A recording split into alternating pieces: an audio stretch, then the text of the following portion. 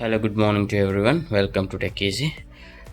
Today, I received a comment asking me about this Tygot T1 Bluetooth selfie stick, which it will. This is the Bluetooth remote. Okay, with this you can take the or capture the picture, but the user has asked like, can we flip the camera from front camera to back camera? So I'm just trying that.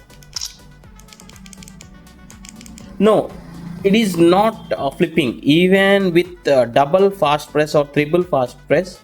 Means I'm just clicking it twice, but it is not flipping. It is just taking the picture. See here. Now this is connected with the Bluetooth.